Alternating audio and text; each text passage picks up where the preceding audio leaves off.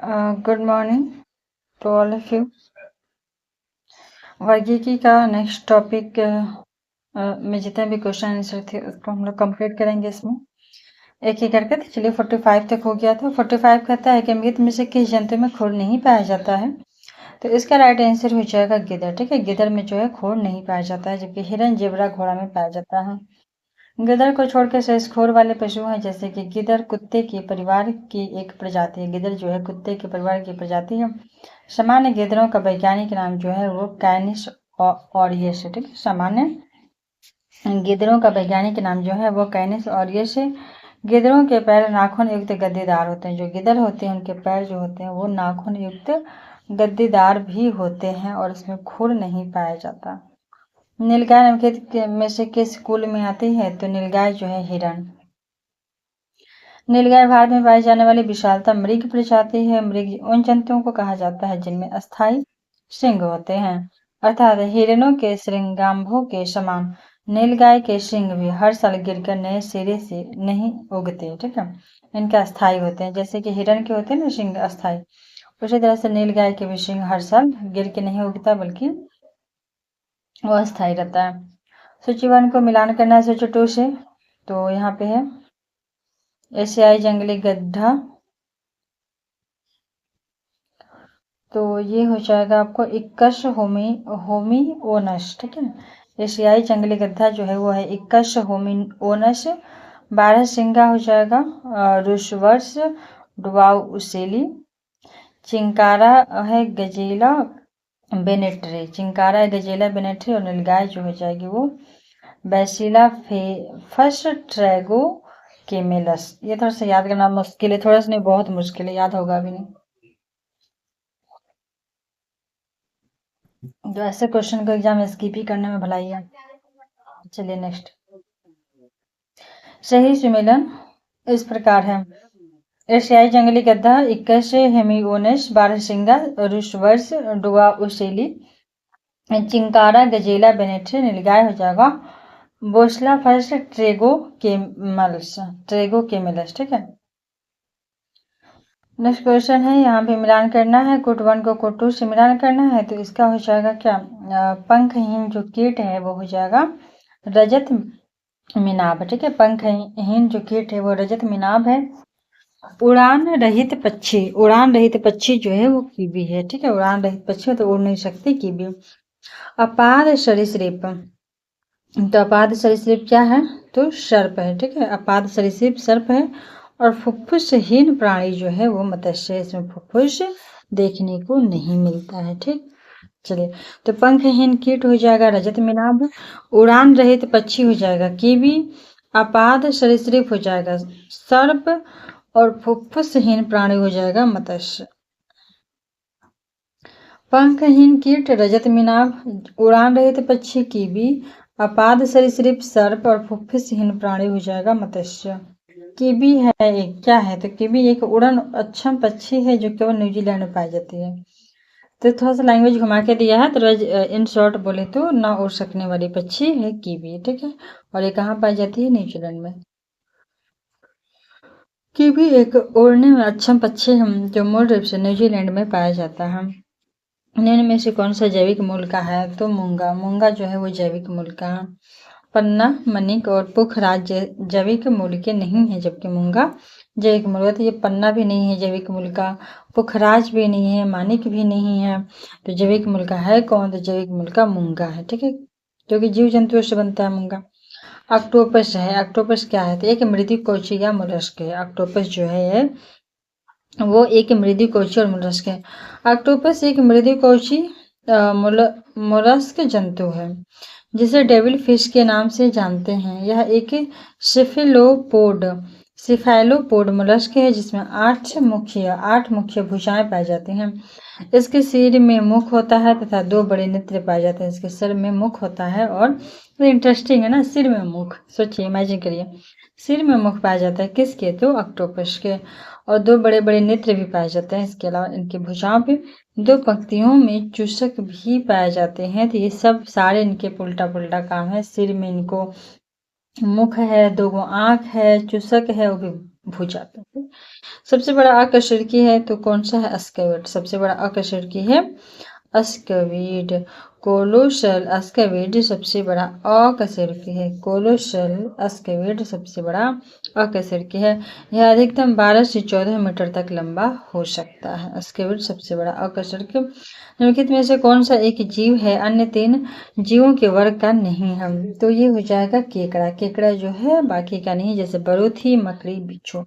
तो केकड़ा वर्ग आता है मेलेकोस्ट्रिका में। ठीक, केकड़ा वर्ग आता है किसमें? तो केकड़ा वर्ग आता है मेलेकोस्ट्रिका में आता है, जबकि बरूथी, एरेक्निडा, बिच्छू, एरेक्निडा, मकड़ी, एरेक्निडा। तो बरूथी, बिच्छू, मकड़ी, एरेक्निडा और केकड़ा का वर्ग है मेलेकोस्ट्रिका। ठीक है, केकड़ा मेलेकोस्ट्रिका। स्पष्ट है कि केकड़ा अन्य 3 जीवों में नहीं आता है। व्हाइट लेग हॉर्न एक किस्म है किसका? तो कुक्कुटों का। व्हाइट लेग हॉर्न है कुक्कुटों का एक किस्म है। टीक और माइट वास्तव में होते हैं क्या? तो टीक और माइट होते हैं वास्तव में मकड़ी वंशी। ठीक है, टीक और माइट होते हैं वास्तव में मकड़ी वंशी। टीक तथा माइट वास्तव में मकड़ी वंशी होते हैं, जो एक अरैनी गण या अरैनी ऑर्डर के अंतर्गत आते हैं। तो टीक और माइट मकड़ी वंशी है, अरैनी गण के अंतर्गत आते हैं। इनके उपांग जो होते हैं संधियुक्त या ज्वाइंटेड होते हैं तथा इनका शरीर द्विपार्श्वीय, बाइलेटरल एवं त्रिपार्श्वीय ट्राइब्लोब्लास्टिक होता है। अधिकांश टीक कशेरुकी जीवों के बाह्य परजीवी होते हैं, जबकि माइट्स जो है वो परजीवी तथा स्वतंत्र जीव होता है। तो जो माइट्स है वो परजीवी होगा या दूसरों पर आश्रित होगा, या तो वो स्वतंत्र जीवी होगा। कौन? तो माइट्स। ठीक, दीमक को यह भी कहते हैं, तो क्या कहते हैं दीमक को? श्वेत चींटी। चींटी श्वेत। तो दीमक को श्वेत चींटी भी कहा जाता है। यह कीट वर्ग का है जो कि आर्थ्रोपोडा संघ में आता है। जुगनू होता है क्या? तो जुगनू भी कीट है। जुग जुग रात में जो करते रहता है जुगनू, टिम टिम, कीट है। जुगनू या खरदूत जो है वो कीटों का एक परिवार है। इनके पंख होते हैं। ये जीव दीप्ति उत्पन्न करके अपने संगी को आकर्षित करते हैं। लाइट जला के अपने संगी को आकर्षित करते हैं या दूसरे जानवरों को शिकार करने के लिए इसका उपयोग करते हैं। वैज्ञानिकों ने यह सिद्ध किया है कि जुगनू की चमक जो है ल्यूसिफेरस नामक एंजाइम के कारण है। किस एंजाइम के कारण? तो ल्यूसिफेरस नामक एंजाइम के कारण जुगनू की चमक है। एक परजीवी पर दूसरे परजीवी के आश्रित रहने को क्या कहते हैं? तो एक पे दूसरा जब आश्रित रहेगा तो उसको कहेंगे उपरजीविता। ठीक है, उपपरजीविता। तो एक परजीवी पर जब दूसरे परजीवी आश्रित होंगे तो उनको कहेंगे उपपरजीविता। उपपरजीविता। एक परजीवी पर दूसरे परजीवी के आश्रित रहने को उपपरजीविता हाइपर पैरासिटिज्म कहते हैं। उपपरजीविता हाइपर पैरासिटिज्म कहते हैं। दूसरा परजीवी पहले परजीवी से अपना भोजन प्राप्त करता है। जो दूसरा परजीवी होता है वो पहले परजीवी से भोजन प्राप्त करता है। निम्नलिखित में कौन सा कीट नहीं है? कौन सा कीट नहीं है? तो मकड़ी। ठीक है, कौन सा कीट नहीं है? तो मकड़ी। मकड़ी वर्ग जो है अरेक्निडा तथा क्रम आयरनी का एक जंतु है जो कि उदर के पश्च भाग में स्थित ग्रंथियों के स्राव से जाला बनाती है। सभी मकड़ियां परभक्षी होते हैं। जो मकड़ियां होती हैं वो प्रेडेटर्स होती हैं, परभक्षी होती हैं, मतलब जो छोटे छोटे कीट होते हैं उनको खाती हैं। अन्य बिगल के जो जंतु हैं वो कीट वर्ग के अंतर्गत आते हैं। इनमें से 3 जोड़ी 6 पाद पाए जाते हैं। तो जो कीट होते हैं ना उसमें कितने पैर? 6 पैर। कितनी जोड़ी? 3 जोड़ी। और ये सभी कीटों का एक गुण है कि इनमें 6 पैर होना अनिवार्य है, लेकिन मकड़ी के साथ ऐसा नहीं है, क्योंकि मकड़ी में कितने पैर? तो 8 पैर। खुद कीट को खा रही, कीट बच्ची है, ये प्रेडेटर से ये, और ये 8 पैर होते हैं मकड़ी को। ठीक है, इसलिए मकड़ी जो है अरेक्निटा। अरेक्निटा। ठीक है, अरेक्निटा का एक जंतु है अरेक्निटा मकड़ी। मकड़ी कीट से भिन्न होती है क्योंकि मकड़ी में पाया जाता है क्या? तो 8 टांगे। निम्नलिखित में कौन कीट नहीं है? देखिए फिर से यहाँ आ गया कीट नहीं है, तो मकड़ी। मकड़ी नहीं है, अरेक्निटा संघ का है, मकड़ी कीट नहीं है। मकड़ियों द्वारा उत्पादित रेशम कहलाता है। मकड़ी रेशम भी बनाती है, जो बूंद की जाला बनाती है ना, तो इसको कहते हैं गोशामर रेशम। ठीक है, मकड़ी जो रेशम बनाती है उसको कहेंगे गोशामर रेशम। रेशम प्रोटीन निर्मित फाइबर है। ठीक है, रेशम प्रोटीन से बना फाइबर है। मधुमक्खियाँ, तितलियाँ, मकड़ियाँ इसका उत्पादन करती हैं। मकड़ियों द्वारा उत्पादित रेशम को गोशामर रेशम कहा जाता है। रेशम के अन्य प्रकार भी हैं, जैसे मलबरी रेशम, टसर रेशम, ईरी रेशम और मूंगा रेशम इत्यादि। रेशम का कीड़ा सिल्कवर्म अपने जीवन चक्र के किस चरण में वाणिज्यिक तंतु या फाइबर बनाती है? तो बिल्कुल ये प्यूपा। ठीक है, जब रेशम का कीड़ा प्यूपा चरण में होती है, कोशित होती है, ठीक है, जब कोशित होती है तब ये रेशम को उत्पन्न करती है। रेशम का कीड़ा सिल्कवर्म कोशित प्यूपा अवस्था में वाणिज्यिक तंतु फाइबर ऑफ कॉमर्स को उत्पन्न करती है। लार्वा चक्र के बाद, ठीक है, लार्वा परिचक्र होती है, उसके बाद तैयार प्यूपा के बचाव हेतु यह अपनी लाल ग्रंथियों द्वारा स्रावित पदार्थ से खोल, कोया, कोकोन तैयार करता है, जिसमें रेशम सिल्क की प्राप्ति होती है। तो यह लार्वा चक्र के बाद जो प्यूपा बनते हैं, जो छोटे छोटे, उनको ये सुरक्षित रखना चाहता है। हर कोई अपने बच्चे को सुरक्षित रखना चाहता है, उसको बचाव के लिए अपना लार स्रावित करती हैं, सोचती हैं कि ये बहुत मजबूत होगा, इसको प्रोटेक्ट करेगा, क्योंकि इनको क्या पता है कि बहुत बड़ा संसार है। ठीक है, तो इसको खोया या कोया या खोल कहते हैं, और इसी से रेशम हम प्राप्त कर लेते हैं हम लोग। ठीक है, रेशम कीट जिन पे पनपता है वे हैं शहतूत की पत्तियां। तो रेशम कीट वर्ग का प्राणी है, यह शहतूत के पत्तों पर पनपता है। निम्नलिखित में से कौन एक कीट के शरीर से निकला स्राव है? तो कीट के शरीर से निकला हुआ स्राव है लाख। ठीक है, कीट के शरीर से निकला हुआ स्राव है लाख। तो लाख के कीट लाख इंसेक्ट लाइसिफर और टैकीकॉर्डिया से प्राप्त किया जाता है। लाख के कीट लाख इंसेक्ट लाइसिफर और टैकीकार्डिया से प्राप्त किया जाता है। इसका श्रवण जो है सुर्ख रंग की मादा कीट करती है। इसका जो श्रवण है सुर्ख रंग की, किस रंग की? सुर्ख रंग की मादा कीट करती है लावा का। इसका उपयोग लावा का कहाँ होता है? तो पॉलिश में, वार्निश में, छपरा, तिलक, मोहरी, लाख इत्यादि में। ठीक है, मोहर वैसे भी नहीं, रेड पड़ गया तो वहां पे लाख लगाते हैं, रेड वार्निश में, पॉलिश में, छपरा में सब। और ये कौन करता है कीट? तो सुर्ख रंग का मादा कीट, सुर्ख रंग का मादा कीट करता है। ठीक है,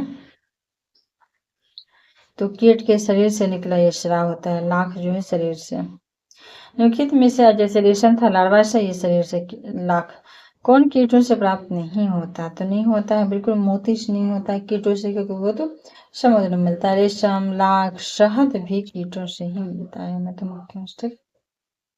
तो मोती, रेशम के कीट से रेशम की प्राप्ति होती है। रेशम का कीट शहतूत के पत्तों पर पनपता लाख जो है कैरिया लैका एवं लैसिफर लैका नामक कैरिया लैका और लैसिफर, करिया लैका और लैसिफर लैका जो था, इन्होंने कीट द्वारा प्राप्त किया था। मधुमक्खियां सामाजिक कीट हैं जो फूलों से मकरकंद इकट्ठा करके शहद बनाती हैं। मोती, वस्तुतः मोती जो है वो मोलस्का संघ के जीव पिंकेटाइडा या पर्ल ओयस्टर से प्राप्त होता है। तो पिंक मोलस्का संघ के पिंक ओयस्टर या पिंकेटाइडा या पर्ल ओयस्टर, पिंकेटाइडा या पर्ल ओयस्टर से मिलता है क्या? मोती। क्योंकि इनमें से किस जीव का रक्त जो है वो सफेद होता है? तेलचट्टा का रक्त सफेद होता है। ठीक है, छिपकली, घरेलू खटमल, खटमल तो लोग पता ही है, रेड होता, मारते हैं तो मच्छर का भी रेड, और छिपकली का नहीं पता, लेकिन इसका भी रेड दिया। तेलचट्टा का सफेद होता है। ऑक्सीजन हेतु हीमोग्लोबिन का प्रयोग न करने के कारण तेलचट्टे के खून का रंग लाल नहीं बल्कि रंगहीन होता है। कॉकरोच के रक्त द्वारा ऑक्सीजन का परिवहन नहीं किया जा सकता, और जहाँ ऑक्सीजन परिवहित नहीं होगा वहाँ व्हाइट होगा। कॉकरोच के रक्त में ऑक्सीजन का परिवहन नहीं होता और इसका रंग भी लाल नहीं होता, क्योंकि इसमें हीमोग्लोबिन ही उपस्थित नहीं होता। कॉकरोच के शरीर के प्रत्येक खंड में स्थित ट्यूब जो है उसकी एक प्रणाली के माध्यम से कोशिकाओं तक सीधे ऑक्सीजन पहुंचती है। इनका रक्त रंगहीन या सफेद रंग का होता है। तो यहाँ पे ऑक्सीजन का परिवहन नहीं होता, बल्कि ऑक्सीजन सीधे कोशिका को चाहिए तो कोशिका के पास डायरेक्ट पहुंचता है। ठीक है, लोग इतना चाहिए ऑक्सीजन।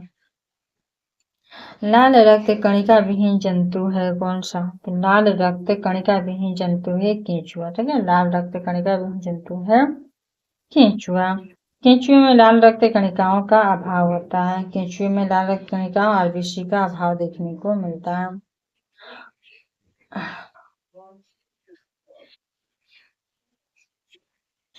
केंचुआ में जो है लाल रक्त नहीं होता ना। अधिकांश कीट श्वसन कैसे करते हैं? तो जो कीट हैं वह श्वसन अपने वातक तंत्र से करते हैं।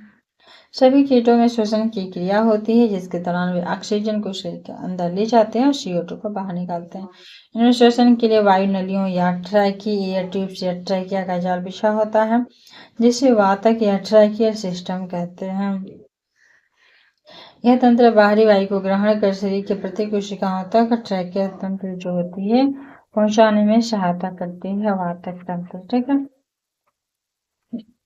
किसमें? तो कीटों में। निम्नलिखित पर विचार करना और बताना है कि क्या इसमें से सही है। फीता कृमि जो होते हैं टेप वर्म उभयलिंगी होते हैं। तो गलत बात है, छोटे छोटे जीव जंतु उभयलिंगी कब से? तो सेकेंड है कि गोल कृमि के अलग अलग लिंग होते हैं, सेक्स होते हैं। तो ये हो जाएगा आपको, ये गलत हो जाएगा, टो वाला गलत हो जाएगा, क्योंकि हाँ वही चीज़ है, थोड़ा सा गलती से हो गया। चलिए, तो यहाँ पे उभयलिंगी तो होगा, एक साथ ही होगा, तो अलग अलग नहीं हो पाएगा। अलग अलग कहाँ से होगा, इतना डेवलप इनके शरीर नहीं होते हैं ना। तो फीता कृमि जो होते हैं वो उभयलिंगी होते हैं। गोल कृमि में अलग अलग जो कह रहा है ये गलत हो जाएगा। बाकी फाइलेरिया जो है सूत्र कृमि है, निमोटेट है, बिल्कुल सही बात है। गिनी कृमि जो है वो एनालिड है। गिनी कृमि जो है वो एनालिड है। ठीक है, निम्नलिखित में से कौन सा जीव अपरदहारी डेट्राइटियोर है? ठीक है, निम्नलिखित में से कौन सा जीव अपरदहारी डेट्राइटियोर है? तो इसका राइट आंसर हो जाएगा केंचुआ है, सहस्त्रपादी मिलीपीड है और कास्ट युगा ओडलाइट्स है। निम्नलिखित में से कौन सा जीव अपरदहारी डेट्राइटियोर है? तो ये हो जाएगा केंचुआ है, सहस्त्रपादी मिलीपीड है और कास्ट युगा है वुड लाइस। ठीक है, केंचुआ, सहस्त्रपादी और कास्ट युगा है। डेट्राइयोर्स अपरदहारी हेटेरोट्रॉफ है, जो अपना पोषण अपरद मृत या सड़े गले पौधों व जानवरों को खाकर प्राप्त करते हैं। इस विकल्प में केंचुआ, कास्ट युगा, वुडलाइस एवं सहस्त्रपादी मिलीपीड्स जो है वो अपरदहारी हैं। ठीक है, अपरदहारी या डेट्रीओर्स हैं, डेट्रीओर्स हैं। निम्नलिखित में से कौन सा जीव निस्यंदक भोजी या फिल्टर फीडर है? तो इसका राइट आंसर हो जाएगा सीप या ऑयस्टर। तो सीप या ऑयस्टर जो है ना वो जीव निस्यंदक भोजी या फिल्टर फीडर है, सीप या ऑयस्टर। निस्यंदक भोजी फिल्टर फीडर ऐसे जीव हैं जो जल में निलंबित पोषक पदार्थों को अपने शरीर के विशेष फिल्टरिंग संरचना से जल सहित प्रवाहित करते हुए प्राप्त करते हैं। उल्लेखनीय है कि सीप जो है वो निस्यंदक भोजी जीव का प्रमुख उदाहरण है। सीप जो है वो निस्यंदक भोजी जीव का प्रमुख उदाहरण है। निम्नलिखित में से किस ग्रुप की जंतु प्रायः रात्रिचर या नॉकटर्नल होते हैं? तो रात्रिचर कौन से हैं? तो ये हो जाएगा मच्छर है, चमगादड़ है और उल्लू है। निम्नलिखित में से किस ग्रुप के जंतु प्रायः रात्रिचर होते हैं? तो मच्छर, चमगादड़ और उल्लू हो जाएगा। रात्रिचर जंतु नॉकटर्नल एनिमल वे जंतु होते हैं जो कि दिन में आराम करते हैं किंतु रात्रि में सक्रिय रहते हैं। इन जंतुओं में प्रायः श्रवण घ्राणेंद्रियां अत्यधिक विकसित होती हैं एवं दृष्टि क्षमता विशेष अनुकूलित होती है। मच्छर, मस्क्यूटो, चमगादड़, बैट, उल्लू, ऑयल, कीवी इत्यादि जंतु जो हैं वो रात्रिचर हैं। अर्थात रात्रिचर रात में घूमने वाले कौन कौन जंतु हैं? तो मच्छर है, चमगादड़ है और उल्लू है और कीवी भी है। मच्छर, चमगादड़, उल्लू और कीवी। लेकिन में से किसका मस्तिष्क उसके शरीर के अनुपात में सबसे बड़ा होता है? तो ये चींटी हो जाएगा। चींटी का मस्तिष्क उसके शरीर के अनुपात में सबसे बड़ा होता है। ठीक है। जब चींटियां काटते हैं तो वे अंतःक्षेपित करते हैं क्या? तो फॉर्मिक अम्ल। चींटियों के काटे जाने पे शरीर में फॉर्मिक अम्ल का अंतःक्षेपण होता है, जिसकी परिणाम स्वरूप शरीर में दर्द तथा चुनचुनाहट का आभास होता है। फॉर्मिक अम्ल एक कार्बनिक यौगिक है जो कि कार्बोक्सिलिक श्रेणी का प्रथम सदस्य है। कार्बोक्सिलिक श्रेणी का प्रथम सदस्य है जिसका दैनिक उपयोग जो है वो जीवाणुनाशी के रूप में रबड़ के व्यवसाय तथा फलों के रसों को सुरक्षित रखने में किया जाता है। निम्नलिखित में से किस एक जीव की कुछ प्रजातियां कवकों के कृषकों के रूप में जानी जाती है? तो इसका हो जाएगा चींटी। ठीक है, कवक के कृषक के रूप में चींटी। चींटियों को कवकों के कृषक, देखिए इसमें हमें कन्फ्यूजन कर सकता है कि जो कवक कृषक तो केंचुआ या मार सकते हैं एग्जाम में, लेकिन यहाँ पे चींटी होगा। तो चींटियों को कवकों के कृषक के रूप में जाना जाता है। ज्ञातव्य है कि चींटियां एवं कुछ कवकों के मध्य अनन्यश्रीयता का संबंध होता है। लीफ कटर जो है, लीफ कटर प्रजाति की चींटियां इस संबंध का महत्वपूर्ण उदाहरण है। चींटियों के अतिरिक्त कुछ दीमकों की प्रजातियां भी कवकों के साथ ऐसी ही क्रियाएं प्रदर्शित करती हैं। तो चींटियों के अलावा जो कुछ दीमक होते हैं वो भी कवक जो होते हैं वो कृषक के रूप में जाना जाता है। और लीफ कटर प्रजाति की चींटियां ये होती हैं। कौन सी प्रजाति की? तो लीफ कटर। मच्छरों के बारे में कौन सा कथन सही है? तो केवल मादा रक्त चूसती है मच्छर, ठीक है। और कहता है कि नर की अपेक्षा मादा के जो डैने हैं वो बड़े होते हैं। ठीक है, डैने बड़े होते हैं, बाकी गलत है। केवल नर चूसते, बिल्कुल गलत बात है। मादा पौधों का रस चूसती, ये भी गलत बात है। मादा की अपेक्षा नर के, ये भी गलत बात है। ठीक है, तो मादा का बड़ा होगा डैना और रक्त चूसेगी। केवल मादा मच्छर ही गर्म रुधिर वाले कशेरुकियों, पक्षियों एवं स्तनियों का रुधिर चूसती है और बाह्य परजीवी के रूप में भी होती है। नर मच्छर जो है रुधिर नहीं चूसते, बल्कि अपना भोजन कहाँ से करते हैं? फल फूल के रस से। कभी कभी मादाएं भी फल फूलों का रस चूसती हैं, लेकिन ज्यादातर खून, रक्त। मादा मच्छर सामान्यतः नर मच्छर से बड़े होते हैं। निम्नलिखित में से कौन से प्राणी अपने आंत्र में जल का संग्रह कर लेते हैं? ये हो जाएगा ऊंट। ऊंट, ठीक है, ऊंट। ऊंट को रेगिस्तान का जहाज कहा गया है क्योंकि इनका शरीर पूर्णतया मरुस्थल डेजर्ट के प्रति अनुकूलित होता है। इनके पैर गद्दीदार होते हैं। ऊंट के पैर गद्दीदार होते हैं। श्वसन की लय अति धीमी होती है। श्वसन की लय अति धीमी होती है तथा ये एक बार में अत्यधिक जल को पी के जल का संग्रह अपनी आंत इंटेस्टाइन में कर लेते हैं। कौन? तो ऊंट। इसे कई दिनों तक उन्हें जल की आवश्यकता नहीं होती है। कौन सा जानवर बिना पानी पिए लंबे समय अवधि तक रह सकता है? तो ये हो जाएगा कंगारू चूहा। बिना पानी पिए सबसे ज्यादा समय तक कौन रह सकता है? तो ये हो जाएगा कंगारू चूहा। कंगारू चूहा जो होता है बिना पानी पिए सबसे लंबी अवधि तक रह सकता है।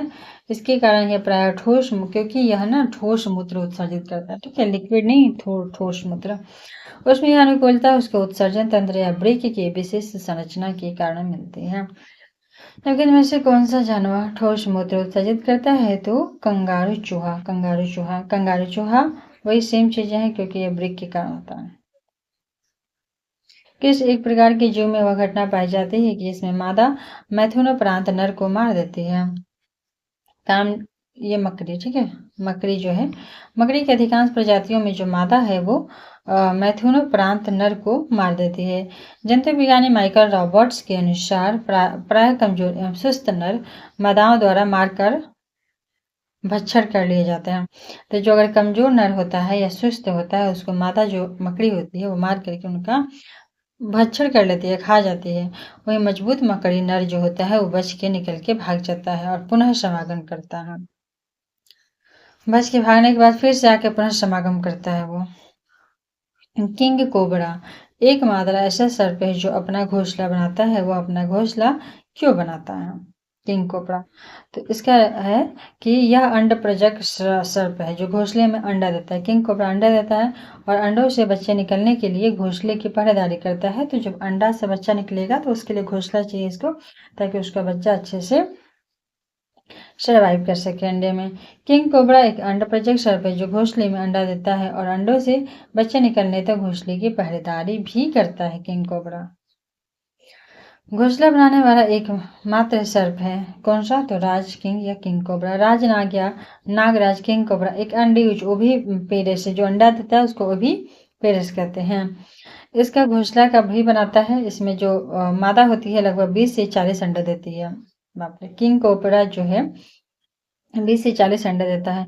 इस सर्प में पैतृक संरक्षण पेरेंटल केयर प्रवृत्ति पाई जाती है।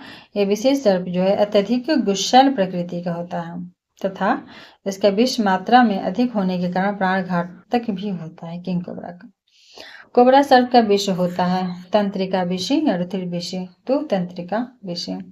कोबरा सर्प का विष मुख्यतः तंत्रिका विषी न्यूरोटॉक्सिक होता है जो तंत्रिका ऊतकों को प्रभावित करता है। इसमें कार्डियोटॉक्सिक तथा कुछ अन्य यौगिक भी होते हैं। इसमें कार्डियोटॉक्सिक तथा अन्य यौगिक होते हैं। टॉक्सिक जो होता है मुख्यतः प्रोटीन एवं पॉलीपेप्टाइड होते हैं। ठीक, प्रोटीन और पॉलीपेप्टाइड। निम्न में से किस एक सर्प का भोज्य मुख्य रूप से अन्य सर्प है? तो कौन सा एक सर्प है जिसका भोज्य जो है वो अन्य सर्प है? तो वो नागराज है। नागराज या किंग कोबरा का भोजन मुख्य रूप से दूसरे सर्प ही होते हैं। नागराज अपनी तीक्ष्ण दृष्टि से अपने शिकार को दूर से खोज लेने में सक्षम होता है और दूसरे सर्प को खा जाता है। निम्न में से कौन सा सांप जो है जहरीला नहीं है? तो ये हो जाएगा अजगर। यदि सांप की निचली या उदर सतह पे छोटे छोटे सल्क पाए जाते हैं तो वे विषहीन होते हैं। जो भी सांप के जो है ना उधर पर अगर छोटे छोटे सल्क मिल गए तो वो विषहीन होंगे। उधर सल्क पतले किंतु पूरी चौड़ाई तक फैले ना हो तब इस अवस्था में भी सर्प विषहीन होते हैं, जैसे कि अजगर। तो अजगर जो होता है वो विषहीन होता है। सर्पों की विष ग्रंथियां किसके समान है? तो किसकी समान है सर्प? तो ये है कशेरुक प्राणियों की लाड़ ग्रंथियों की। ठीक है, डी राइट आंसर। सर्पों की विष ग्रंथियां कशेरुकी प्राणियों की लाड़ ग्रंथियों और सैविलरी ग्लैंड्स के समान होते हैं। सांप का विष वास्तव में उसके लार का ही परिष्कृत रूप है। सांप का जो विष है लार का ही परिष्कृत रूप है। सांप के जहरीले विष दंत होते हैं जो रूपांतरित रूप है किसका? तो जंबिका दंत के। तो सांप के जहरीले जो विष के दांत होते हैं वो रूपांतरित हैं जंबिका दंत के। विषैले सांपों में सबसे जबड़े विषैले सांपों में ऊपरी जबड़े की विषैले सांपों में ऊपरी जबड़े की मैक्सली हड्डियों के 1 से 3 जोड़ी प्रायः एक जोड़ी बड़े व पीछे की ओर मुड़े विष दंत पॉइजन फंगस तालू से मुख ग्रासन गुलिका में उभरे रहते हैं। यह मैक्सिलरी दंत जंभिका दंत ऊपरी जबड़े में ही स्थित विष ग्रंथियों पॉइजन ग्लैंड से संबंध होते हैं। निम्नलिखित कथन पर विचार करना बताना है कि कौन सा कथन सत्य है। समुद्री कच्छपों की कुछ जातियां शाकभक्षी होते हैं। समुद्री कच्छपों की कुछ जातियां जो है वो शाकभक्षी होते हैं, बिल्कुल करेक्ट है। मछली की कुछ जातियां शाकभक्षी होते हैं, ये भी सही है। मछली की भी कुछ जातियां शाकभक्षी हैं। समुद्री जो कच्छप है इनकी भी जातियां शाकभक्षी हैं। समुद्री स्तनपायियों की कुछ जातियां भी शाकभक्षी हैं और सांपों की कुछ जातियां सजीव प्रजक होती हैं। ठीक है, तो समुद्री कच्छपों में कुछ प्रजातियां जैसे कि सेलोनिया मियाटिस शाकाहारी होता है। इसी तरह से मछली की कुछ प्रजातियां भी जो हैं वो शाकाहारी होती हैं, जैसे कि सर्जन फिश। ठीक है, तो सर्जन फिश कितना इंटरेस्टिंग है, ये शाकाहारी है। इसके अलावा पैरेट फिश, ये दोनों के दोनों शाकाहारी। इसी तरह मछली की कुछ प्रजातियां जैसे सर्जन फिश और पैरेट फिश जो है वो शाकाहारी होते हैं। ठीक है, इसके अलावा समुद्री कछुओं में कुछ प्रजातियां जैसे कि सेलोनिया मियाटिस भी, समुद्री गाय, डुंगागश आदि भी शाकाहारी होते हैं। तो इतने सारे शाकाहारी हैं। ठीक है, डुंगागश है, समुद्री गाय है, और सर्जन फिश है और पैरेट फिश है। साथ ही सांपों की कुछ प्रजातियां जैसे कि ग्रीन एनाकोंडा, बोआ कंस्ट्रक्टर्स बच्चे को जन्म देते हैं। तो सांपों की कुछ प्रजातियां जैसे कि ग्रीन एनाकोंडा जो है, बोआ कंस्ट्रक्शंस जो है वो बच्चे को जन्म देते हैं, जबकि अधिकांश सांप अंडे देते हैं। देखिए कुछ एक्सेप्शन हर जगह होते हैं, जैसे ग्रीन एनाकोंडा और बोआ कंस्ट्रक्टर्स। ठीक है, बोआ कंस्ट्रक्टर्स, ग्रीन एनाकोंडा। कुत्ता एक शाकाहारी जानवर है, तो ये बिल्कुल गलत बात है, कुत्ता शाकाहारी उकाहारी नहीं होता है। कीट कुत्ता एक शाकाहारी नहीं है। ठीक है, कीट भक्षी पौधे मिट्टी में किसकी कमी से उगते हैं? तो नाइट्रोजन।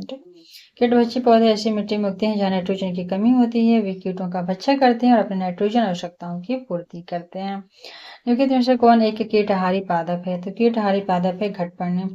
घटपर्णी पिचर प्लांट पौधा शिकार पकड़ने की अपनी बनावट के कारण मांसभक्षी पौधों के रूप में जाना जाता है। घटपर्णी पौधों में फंसे कीट उसमें एकत्रित विषैले द्रव से मर जाते हैं। जो इसमें जो विषैला द्रव होता है ना घटपर्णी पौधा में, तो वो उससे मर जाता है जो कीट होता है। कीट घटपर्णी के निम्नलिखित भागों में से कौन सा एक घट में रूपांतरित होता है? तो पत्ता जो है घट। घटपर्णी मांसाहारी कीटभक्षी पौधे होते हैं जो अल्प खनिज या अम्लीय मृदा में उगते हैं। जहाँ अम्लीय मृदा होती है या अल्प खनिज होते हैं, नाइट्रोजन की कमी होती है, वहाँ उगती है और नाइट्रोजन की कमी को पूरा करने के लिए कीटों को अपना आहार बनाते हैं। इन पौधों की पत्तियों के वर्णफलक जो है ना लेमिना, कलश या सुराही की भांति विकसित होते हैं। इनके जो फलक होते हैं, जो पत्ते होते हैं, वो सुराही के जैसा होते हैं, जिसमें पाचक एंजाइम्स पाए जाते हैं। जैसे ही कोई कीट पत्तियों के अंदर प्रविष्ट करता है या कोई कीट जो है पत्तियों पर बैठता है, वैसे ही कलश के ढक्कन द्वारा जो होते हैं वो ढक लिया जाता है और पाचक एंजाइमों द्वारा नाइट्रोजन का पाचन घटपर्ण द्वारा कर लिया जाता है। निम्नलिखित में से कौन सा सही रूप में सुमेलित नहीं है? तो देखिए ईस्ट जो है वो किण्वन, कैसिन दूध प्रोटीन में मिलता है, ईस्ट किण्वन से बनता है, कैसिन दूध प्रोटीन। और एलोवेरा जो है वो आवृत बीजी होता है, एलोवेरा जो है वो आवृत बीजी होता है। और गलत जवाब इसका जो है वो घटपर्णी है, परजीवी आवृत बीजी। तो ये बिल्कुल गलत बात है। ठीक है, ये रॉन्ग आंसर है इसका। घटपर्णी या नेपेंथिस, घटपर्णी को एक और नाम से जानते हैं, क्या है? नेपेंथिस। नेपेंथिस का पौधा प्रकाश संश्लेषण की क्रिया द्वारा अपना भोजन बनाने में सक्षम होता है। तो नेपेंथिस का जो है ना प्रकाश संश्लेषण की क्रिया द्वारा अपना भोजन बनाने में सक्षम होता है। यह प्राय ऐसे स्थान पर उगते हैं जहाँ की मृदा में नाइट्रोजन की कमी होती है, इसकी पूर्ति वह कीटों से करता है। इसके अलावा यह प्रकाश संश्लेषण की क्रिया से भोजन भी बनाता है घटपर्णी। नेपेंथिस जो है खासियाना घटपर्णी नामक दुर्लभ एवं आपातीय पौधा पाया जाता है। कहाँ पे? तो मेघालय में। ठीक है, मेघालय में नेपेंथिस खासियाना घटपर्णी भारत के मेघालय राज्य के गारो खासी एवं जयंतिया पहाड़ी क्षेत्रों में पाया जाता है। पौधे के कौन से भाग से हल्दी प्राप्त होती है? तो हल्दी जो है वो तना से मिलता है। तो पौधे के तने के भाग से हल्दी प्राप्त किया जाता है। हल्दी के पौधों का खाने लायक हिस्सा प्रकंड है, जो कि एक अतः भौमिक रूपांतरित तने का एक प्रकार है। हल्दी का पौधा एक प्रकंडीय बहुवर्षीय शाकीय पौधा है, जिसका वनस्पति नाम जो होता है कुरकुमा लौंगा होता है। तो हल्दी का वनस्पतिक नाम क्या है? कुरकुमा लौंगा है, तथा यह कुल जिंजरवेसी। तो हल्दी जो है जिंजरवेसी कुल के अंतर्गत आता है और इसका वनस्पतिक नाम कुरकुमा लौंगा है। इसकी उत्पत्ति स्थल उष्णकटिबंधीय दक्षिण एशिया है, जिसका उपयोग औषधीय मसाले और रंग कारक के रूप में भी प्रयोग किया जाता है। हल्दी के पौधे का खाने लायक हिस्सा कौन सा है? तो प्रकंद है, हल्दी का प्रकंद। हल्दी भूमिगत तने का उदाहरण है, जिसे कहते हैं क्या? तो राइजोम। ठीक है, भूमिगत तना का उदाहरण है जिसको राइजोम कहते हैं। निम्न अधोभूमि उत्पादित सब्जियों में से कौन सा एक रूपांतरित जड़ है? तो हो जाएगा शकरकंद। तो ये हो जाएगा शकरकंद। ठीक है, तो शकरकंद जो होता है कांकोविलेसी कुल का एक वर्षीय पौधा है, पर यह अनुकूल परिस्थितियों में बहुवर्षीय सा व्यवहार कर सकता है। यह एक सपुष्पक पौधा है। इसकी रूपांतरित जड़ की उत्पत्ति तने के पर्वसंधियों से होती है। तने के पर्वसंधियों से ही इसके जड़ बनते हैं, जो जमीन के अंदर प्रवेश कर फूल जाती है। निम्नलिखित वालों में से किसका संग्रह अंग तना नहीं है? तना नहीं है तो शकरकंद का नहीं है, क्योंकि इसका जड़ है। बाकी अदरक तना होता है, बिल्कुल। आलू भी तना है, गन्ना भी तना है। तो गन्ना, आलू, अदरक जो है तने का उदाहरण है, जबकि शकरकंद जो है ना संग्रह अंग कुंभी रूप में होता है, जड़ है। शकरकंद जड़ है, लेकिन निकलता किससे है ये जड़, तो तने से ही निकलता है, लेकिन यह मूलांकुर से विकसित होता है, जड़ है। ठीक, निम्न में से कौन सा तना है, तो इसका राइट आंसर हो जाएगा अदरक। अदरक तना है, बाकी गाजर जड़ है, शकरकंद जड़ है, शलजम भी जड़ है। ठीक है, अदरक तने का रूपांतरण यानी कि संग्रह जो है वो अदरक का तना होता है, जबकि शलजम, गाजर, शकरकंद जड़ है।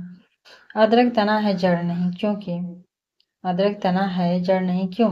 क्योंकि इसमें नोड और इंटरनोड होते हैं। बार बार क्वेश्चन पूछता है। नोड एवं इंटरनोड का उपस्थित होना ही तने का विशेष लक्षण है, जो कि अदरक में ये संरचनाएं पाई जाती हैं। तो यह कहा जाता है कि अदरक तना है, जड़ नहीं। तो जिसमें नोड और इंटरनोड मिलेगा ना, वही लगभग तना होता है। निम्न को सुमेलित करिए। ठीक है, तो देखिए यहाँ पे सम्मिलित किया गया है। अदरक जो हम लोग खाते हैं प्रकंद, अदरक का क्या खाते हैं, प्रकंद, अदरक का प्रकंद। आलू का स्तंभ कंद, आलू स्तंभ कंद। लहसुन का शल्क कंद, ठीक है, लहसुन का शल्क कंद। और जिमी कंड या सूरन जो होती है ना, उसको घन कंद। तो सूरन का घन कंद, आलू का स्तंभ कंद, लहसुन का शल्क कंद, और प्रकंद जो होता है अदरक का। हल्दी और अदरक का प्रकंद। निम्नलिखित में से कौन सा रूपांतरित स्तंभ है, तो आलू। आलू एक अंतः भौमिक रूपांतरित स्तंभ कंद ट्यूबर है, जिसमें भोजन का संचयन हो जाता है और इसका प्रयोग भोज्य पदार्थ के रूप में होता है। इसमें अनेक कलिकाएं वर्ष पाई जाती हैं, जो वृद्धि करके नए पौधे का रूप ले लेती हैं। आलू की आंखें जो होती हैं पर्वसंधियां, जो नोट्स को प्रदर्शित करती हैं। तो जो आलू में आंखें होती हैं, जब लास्ट में आता है ना, जब उसको बोने का समय, तो उस टाइम उसमें आंखें निकल जाती हैं, तो उसको नोट्स या पर्वसंधियां कहते हैं, जिनसे नए पौधों का विकास होता है। आलू है एक, आलू क्या है, तो आलू एक कंद है, आलू एक एक कंद है। ठीक है, आलू एक कंद है, स्तंभ कंद है। ठीक है, कंद में भी कैसा, स्तंभ कंद। मटर पौधा है क्या, तो मटर का पौधा शाक है। मटर का पौधा जो है ना, वो एक द्विबीजपत्रीय डिक्टो डिक्टोलिडोनस, ठीक है, डिक्टिलिडोनस शाकीय हर्बेसियस तथा एक वर्षीय पौधा होता है। इस पौधे का तना कमजोर होता है, अतः इसमें इसके सहारे के लिए प्रतान या टेंड्रिल पाए जाते हैं। और यह कुल जो है, फैमिली जो है, लेगुमिनेसी का आता है। ठीक है, जो भी दालें होते हैं लेगुमिनेसी में ही आती हैं। लौंग है क्या, तो लौंग क्या है, एक बंद कलियां है। ठीक है, लौंग क्या है, बंद कलियां। तो लौंग जो होते हैं, क्लोव्स जो होते हैं, बंद कलियां या पुष्प कलिकाएं होती हैं। इनका उपयोग जो है मसालों, औषधियों, भोज्य पदार्थ इत्यादि में किया जाता है। लौंग के पौधे का वनस्पति का नाम क्या होता है, तो साइजेजियम एरोमेटिकम। ठीक है, साइजेजियम एरोमेटिकम, लौंग साइजेजियम एरोमेटिकम, जो कि कुल मिटेरसी कुल के अंतर्गत साइजेजियम एरोमेटिकम है। ये इसका जन्म स्थान जो है इंडोनेशिया को माना जाता है, तथा इसका उपयोग समस्त विश्व में किया जाता है। ये एक सदाबहार वृक्ष है, इसकी ऊंचाई 8 से 12 मीटर होती है, तथा इसकी पत्तियां बड़ी एवं अंडाकार होती हैं। विश्व में इंडोनेशिया लौंग का सबसे उत्पादक देश है, जबकि भारत में तमिलनाडु जो है लौंग का सबसे बड़ा उत्पादक राज्य है। तो भारत में सबसे बड़ा तमिलनाडु जो है लौंग उत्पादक करता है, विश्व में इंडोनेशिया, उसके बाद क्रम से कर्नाटक और केरल आता है। लौंग निम्नलिखित में से किसका निरूपण है, तो ये जगह फूलकली का। लौंग जो है फूलकली का। निम्नलिखित मिसालों में से कौन से एक पुष्प कलिका है, तो ये लौंग ही है जो पुष्प कलिका है। लौंग है क्या, एक तो सूखे फल। ठीक है, लौंग एक सूखा फल है, पुष्प कलिका है। लौंग पौधे के निम्नलिखित में से किस भाग से प्राप्त होती है, तो शुष्क पुष्प कली से होती है, पुष्प कली से। लौंग एक मसाला पौधे के किस भाग से प्राप्त होता है, तो फूल की कली से। पादप कली है क्या, तो एक भ्रूणीय टहनी। ठीक है, पादप कली है एक भ्रूणीय टहनी। वनस्पति विज्ञान में किसी अविकसित प्रारूप एम्ब्रियोनिक शूट को कली या कलिका कहते हैं। जब अविकसित होती है जो प्रारूप, उसको एक कली या कलिका कहते हैं। किसी पत्ती के अक्षीय पर या तने के अंतिम छोर पे उत्पन्न होती है। तो जो कली होती है वो या तो तना के अंतिम छोर पे उत्पन्न होगी या पत्ती के कक्ष पे। निम्नलिखित में से कौन सा एक सम्मिलित नहीं है, ठीक है, तो इसका राइट आंसर हो जाएगा केसर। तो केसर ये बीज दे रहा है, गलत है। ठीक है, क्योंकि ये तो केसर क्या होता है, वर्तिका होती है ना। अदरक जो है वो राइजोम है। ठीक है, अदरक राइजोम है। अफीम जो है अफीम की डूडी है, अफीम की डूडी। अदरक राइजोम। और सन जो है वो तना से निकालते हैं, सन। केसर एक मसाला है जिसे सैफरॉन क्रोकस के पुष्प की वर्तिका स्टाइल तथा वर्तिकाग्र स्टिग्मा से प्राप्त करते हैं। इस पौधे का वनस्पति के नाम क्रोकस सटाइवस है। ठीक है, क्रोकस सटाइवस जो कि इरिडेसी कुल के अंतर्गत आता है। इरिडेसी केसर क्रोकम सटाइवस फूल के स्त्री भाग जीनोसियम से प्राप्त किया जाता है। अच्छा, ये स्त्री भाग से ही केसर निकलता है। जो बीज बनाने वाला भाग है, यह एक पुष्पीय बहुवर्षीय पौधा है। केसर का स्वाद तीखा होता है तथा इसमें सेफ्रोनॉल एवं पिक्रोक्रोसिन नामक रसायन पाया जाता है। सेफ्रोनॉल एवं पिक्रोक्रोसिन नामक रसायन, इसका उपयोग औषधीय तथा भोज्य पदार्थ को स्वादिष्ट और सुनहला बनाने में किया जाता है। केसर होता है सूखा मिश्रण किसका? तो फूल के बीज बनाने वाले भागों का। वर्तिका क्या होता है? फूल का बीज वाला बनाने वाला भाग होते हैं, उससे बीज बनते हैं बाद में जाकर। नीचे दिए गए पौधों और उनके खाद्य पदार्थ भाग के युग्मों में से कौन सा सही सम्मिलित नहीं है? आलू का खाने वाला भाग कंद होता है। कंद किसका भाग है? तो रूपांतरित तना का। ठीक है, कंद होता है रूपांतरित तना का, ना कि मूल का। ठीक, इसलिए जो सी है वो गलत हो जाएगा, क्योंकि यह तना का भाग है आलू, और बाकी सारे के सारे सही हैं। अदरक जो है वो है प्रकंद का, प्याज मांसल पर्ण है, और नारियल जो है वो भ्रूणपोष है। तो अदरक प्रकंद, प्याज मांसल पर्ण, नारियल भ्रूणपोष है, जबकि आलू जो है वो तना होता है, ना कि मूल होता है। ठीक है, मूल मतलब जड़। तो निम्न में से आलू का कौन सा भाग खाने योग्य होता है? तो इसका राइट आंसर हो जाएगा तना। ठीक है, तो खाने योग्य भाग किसका होता है? तना का होता है। निम्न में से कौन सा एक फल है? तो फल कौन सा है? तो यहाँ पे भिंडी। ठीक है, भिंडी तो थोड़ा सा है, लगता है कि नहीं सब्जी होना चाहिए, पर ठीक है, फल है। भिंडी ओकरा या लेडीज फिंगर का पौधा एक अपुष्पीय पादप है, फ्लोरिंग प्लांट है, जिसका वनस्पति का नाम एबिल मुस्कस एस्कुलेंटस। ठीक है, एबिल मुस्कस एस्कुलेंटस है। इसका फल जो होता है वो कैप्सूल प्रकार का होता है, जिसमें बीजों की संख्या अधिक होती है। इस फल का संपूर्ण भाग खाया जाता है। अन्य विकल्पों में आलू का खाया जाने वाला भाग तना होता है, और मूली का शकरकंद। ठीक है, और मूली और शकरकंद का भाग जड़ होता है। तो आलू का क्या खाया जाता है? तना। आलू का तना और मूली और शकरकंद का जड़। ठीक है, आलू तना और मूली शकरकंद जड़।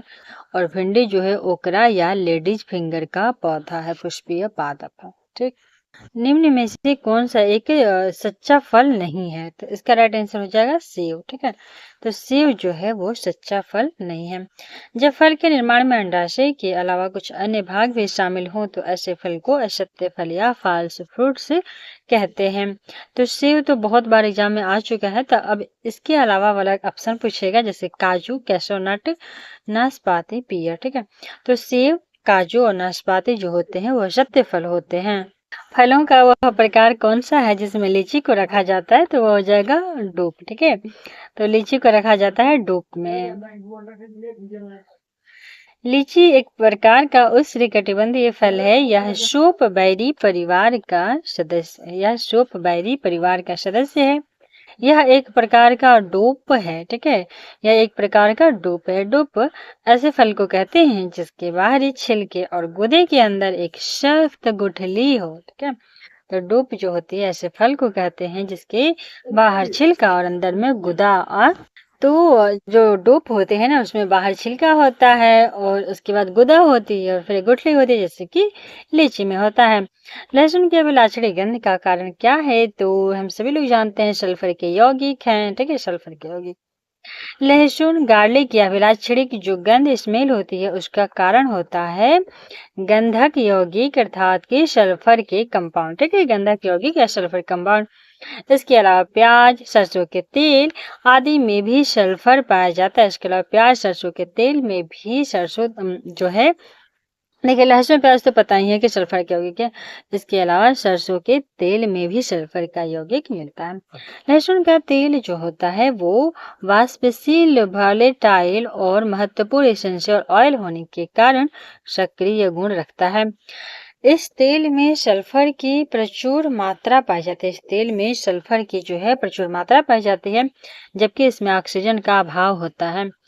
लहसुन का उपयोग स्वेदजनक, मूत्रवर्धक, कफ निवारक, उत्तेजक इत्यादि रूपों में किया जाता है। प्याजों के छिलके उतारने पर आंसू आते हैं क्योंकि प्याज निष्कासित करते हैं क्या, तो सल्फेनिक अम्ल। ठीक है, प्याजों के छिलके उतारने पर आंसू आता है क्योंकि प्याज निष्कासित करते हैं किसको, सल्फेनिक अम्ल को। ठीक है, प्याज निष्कासित करते हैं किसको, सल्फेनिक अम्ल को। प्याज काटने पर सिंथेज नामक एंजाइम निष्कासित होता है। सिंथेज नामक जो एंजाइम है वो प्याज में उपस्थित सल्फाक्साइड एमिनो अम्ल को सल्फेनिक अम्ल में परिवर्तित कर देता है। अस्थायी सल्फेनिक अम्ल को पुनः व्यवस्थित करके प्रोपैंथियल एस ऑक्साइड का निर्माण करता है जो आंख में आंसू उत्पन्न करने के लिए जिम्मेदार होते हैं।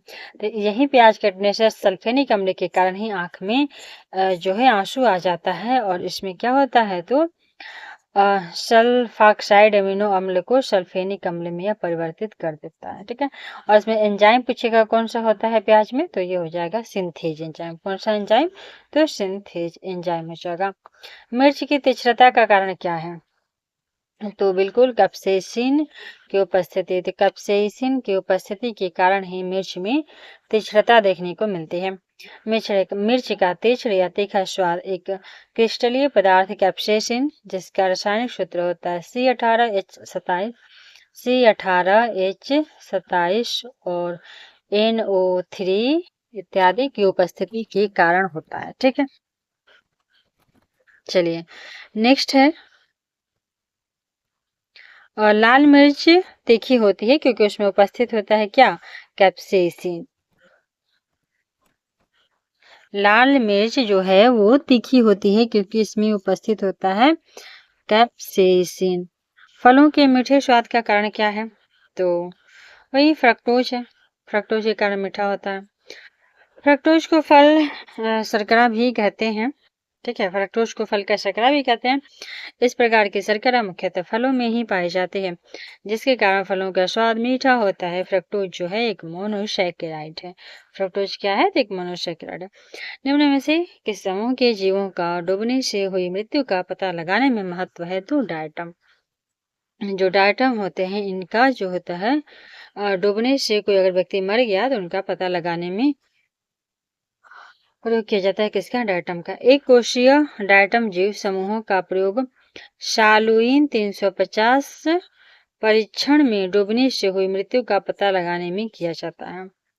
शहतूत का फल है, तो शहतूत का फल है क्या, सोरोसिस। ठीक है, शहतूत का फल है जो है उसको क्या कहेंगे, तो इसका राइट आंसर हो जाएगा सोरोसिस। ठीक है, सोरोसिस। तो शहतूत का फल एक सोरोसिस कहलाता है। यह एक प्रकार का बहु या मिश्रित फल है। अनानास और कटहल भी एक जैसे ही होते हैं, ये भी सोरोसिस कहलाते हैं। तो अनानास, कटहल और शहतूत ये तीनों के तीनों जो होते हैं फल वो सोरोसिस कहलाते हैं। निम्न देशों में से कौन पौधे के तने का उत्पाद नहीं है, जिसका राइट आंसर हो जाएगा कपास। बाकी सन जो है वो पौधे के तने से निकलता है। जूट भी तना से, पटसन भी तना से।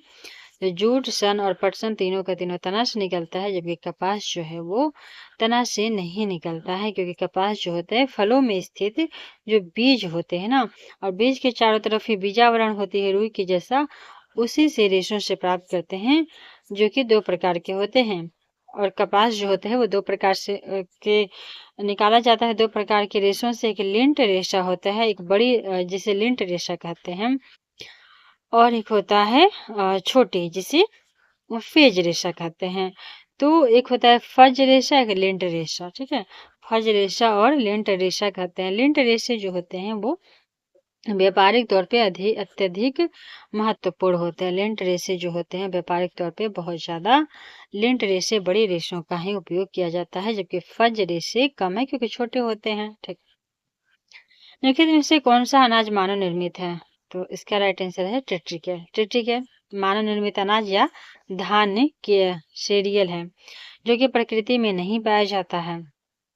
वैज्ञानिकों ने इस संकर पौधे को प्रयोगशाला में गेहूं, ट्रिटिकम तथा राई शेकर सिकल को परस्पर संकरण करा के गेहूं जो ट्रिटिकम है और राई होता है शेकल, इन दोनों को मिला करके तैयार किया गया है। ठीक है, ट्रिटिकेल बना था। ट्रिटिकम और सिकल से ट्रिटिकम, ट्रिटी यहाँ से ले लिया और यहाँ से केल ले लिया, तो ट्रिटिकल हो गया, ठीक है, ट्रिटिकम और सिकल ट्रिटिकल। इस संकरण में गेहूं के मादा और राई के नर, राई का नर भाग परागकण और गेहूं का मादा भाग का उपयोग किया जाता है। इसका अनाज मूलतः स्वीडन और स्कॉटलैंड द्वारा उत्पन्न किया गया था। इसको मुख्यतः पशुओं के चारे के लिए उगाया जाता है, इससे रोटी अच्छी नहीं बनती है। द ट्रिटिकल मुख्यतः पशुओं के लिए है, ना कि ह्यूमन के लिए। निम्नलिखित में से कौन सा मानव निर्मित धान्य है जो प्रकृति में है? तो बिल्कुल ये ट्रिटिकल हो जाएगा। प्रकृति में निम्नलिखित में से किस जीव का या किन जीवों के मृदा विहीन सतह पे जीवित पाए जाने की सर्वाधिक संभावना है? तो इसका राइट आंसर हो जाएगा फर्न नहीं है, लाइकेन है और मॉस है, ठीक है। तो मृदा विहीन सतह पे जीवित पाया गया लाइकेन और मॉस, मशरूम भी नहीं और फर्न भी नहीं। तो लाइकेन जो होते हैं वो थैलोफाइटा समूह के सदस्य हैं जो कवक एवं शैवाल दोनों से मिलके बनते हैं लाइकेन। इनमें कवक एवं शैवाल का संबंध परस्पर सहजीवी जैसा होता है। कवक जो होते हैं वो जल, खनिज, लवण एवं विटामिन से शैवाल को देता है और शैवाल जो होता है वो प्रकाश संश्लेषण क्रिया द्वारा कार्बोहाइड्रेट का निर्माण करके कवक को देता है। इस तरह जो लाइकेन होते हैं इनके विकास हेतु मिट्टी आवश्यकता नहीं होती है, क्योंकि मिट्टी की आवश्यकता इसलिए नहीं होती क्योंकि मिट्टी से जल और खनिज लवण ही मिलते हैं, जो कि इनका काम तो कवक ही कर दे रहा है। मॉस जो होता है कि बिना पुष्प वाला पौधा है। मॉस जो है एक बिना पुष्प, इसमें पुष्प नहीं होता मॉस में, जिनमें तने और पत्ते होते हैं, ठीक है। इसमें फूल नहीं होते हैं लेकिन इसमें तना और पत्ता और बीजाणु उत्पन्न करते हैं, स्पोर्स। परंतु इनमें कोई स्पष्ट मूल या जड़ संरचना नहीं होती। छाया एवं नमी मिलने पर ये कहीं भी उग सकते हैं। जो मॉस होता है वो थोड़ा सा नमी मिलेगा तो उग जाएगा। उसमें तना होता है, पत्ता होता है, तना पत्ता होता है, बाकी कुछ भी नहीं होता है किसमें? तो मॉस में। और यह पुष्प वाला पौधा नहीं है, इसमें फूल नहीं खिलते हैं, बस तना और पत्ता ही रहता है मॉस में। निम्न कथनों पर विचार कीजिए। कथन एक है कि मरुस्थलीय पौधों के जड़ तंत्र काफी लंबे होते हैं। कारण है कि मृदा का उच्च तापमान जड़ विकास को प्रोत्साहित करता है। तो बिल्कुल जो है कथन जो है इसका सही है, परंतु जो कारण है वो गलत है। क्यों? क्योंकि मरुस्थल में यहाँ पे जड़ तंत्र लंबा होगा, क्योंकि उसको नीचे बहुत अंदर से पानी जल जो होता है लेना होता है। और मृदा का उच्च तापमान जड़ विकास को प्रोत्साहित कर, बिल्कुल गलत बात है। ऐसा नहीं है कि मरुस्थल में बहुत ज्यादा उच्च तापमान है इस वजह से वो प्रोत्साहित कर रहा है, वो इसलिए वजह से प्रोत्साहित होता है कि उसको जल लेना होता है।